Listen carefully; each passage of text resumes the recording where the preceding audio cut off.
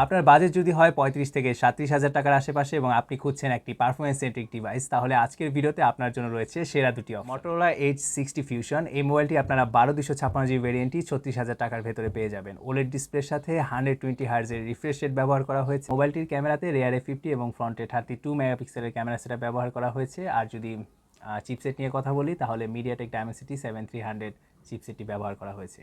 আর সবশেষে ব্যাটারি নিয়ে যদি কথা বলা হয় তাহলে আপনি এখানে প্রায় 7300 mAh-এর ব্যাটারির সাথে 68 ওয়াটের একটি চার্জার থাকছে। এবার আমাদের লিস্টের দ্বিতীয় নাম্বারে যে মোবাইলটি থাকছে সেটি হচ্ছে রেডমি টার্বো 4 প্রো। এই মোবাইলটি আপনারা 12/256 ভেরিয়েন্টটি 37,500 টাকার ভেতরে পেয়ে যাবেন। মোবাইলটিতে অ্যামোলেড ডিসপ্লের সাথে 120 হার্জের রিফ্রেশ রেট থাকছে। ক্যামেরা নিয়ে যদি কথা বলি, রেয়ারে 50 এবং ফ্রন্টে 20 মেগাপিক্সেলের ক্যামেরা শুটার ব্যবহার করা হয়েছে। আর চিপসেট হিসাবে রয়েছে স্ন্যাপড্রাগনের 8S Gen 4 চিপসেটটি। আর সর্বশেষে যদি ব্যাটারি নিয়ে কথা বলি, মোবাইলটিতে আপনার প্রায় 7500 mAh-এর বিশাল বড় একটি ব্যাটারি ব্যবহার করা হয়েছে এবং সাথে 90 ওয়াটের একটি চার্জার থাকছে। তো এই ছিল আজকে আমাদের 35 থেকে 37,000 টাকার বাজেটের ভেতরে থাকা সেরা দুটি স্মার্টফোন। এই দুটো ফোনের মাঝে কোন ফোনটি আপনার কাছে ভালো লেগেছে সেটি কিন্তু অবশ্যই কমেন্ট করে জানিয়ে দিবেন এবং এই মুহূর্তে আপনার হাতে কোন ফোনটি রয়েছে সেটিও কিন্তু কমেন্ট করে জানিয়ে দিতে পারেন।